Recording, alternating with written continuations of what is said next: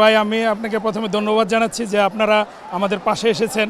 আপনারা দেখতেছেন বিগত দিন মানে ঘরে বসে থাকার যে উপায় নাই, আমরা অতিষ্ঠ হয়ে গেছি, আমরা পিষ্ট হয়ে গেছি, আমাদের দেয়ালে পিঠ থেকে গেছে। আজকে সব কিছু সহ্য করা যায়, আজকে আমাদের ছেলের বয়সী, আমাদের ভাই, আমাদের ভাতিজা, তাদের উপরে যখন এই পাখির মতো গুলি ছোড়া হয়, এই জিনিসটা আমাদের সহ্য করার মতো উপায় নাই। আজকে গণতন্ত্র ধূলিসাৎ হয়ে গেছে।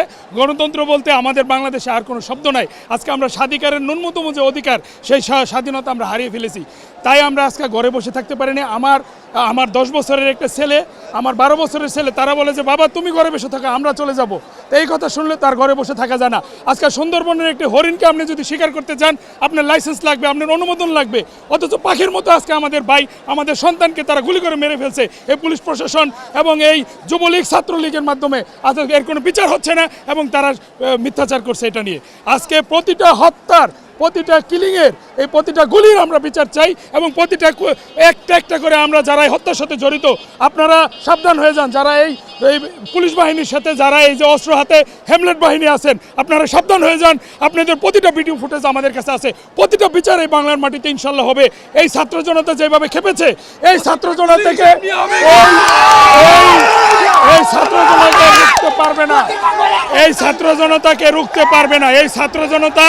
এই ছাত্র জনতা এর বিচার করবে এই বাংলার মাটিতে। আজকে আমি আপনাদের মাধ্যমে এই কালের কণ্ঠের মাধ্যমে সমগ্র বাংলাদেশকে আহ্বান করছি, একটি গুলিও আর ছুড়বেন না পুলিশ বাহিনী, প্লিজ দয়া করে সমাধান করুন। এক দফা এক দাবি, পদত্যাগ করুন। একটি গুলিও আর এই ছাত্রদের উপরে ছুড়বেন না।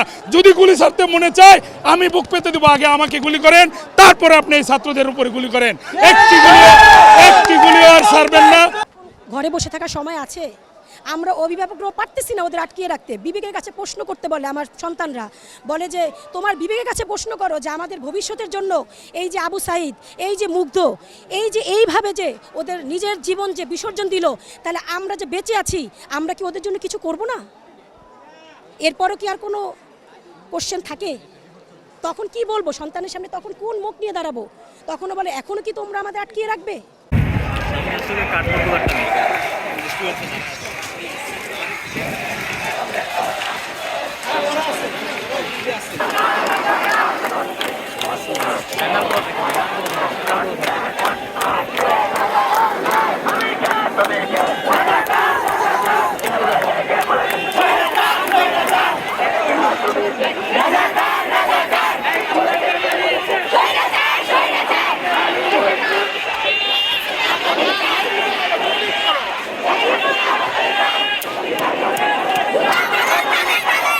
Baik, itu banyak.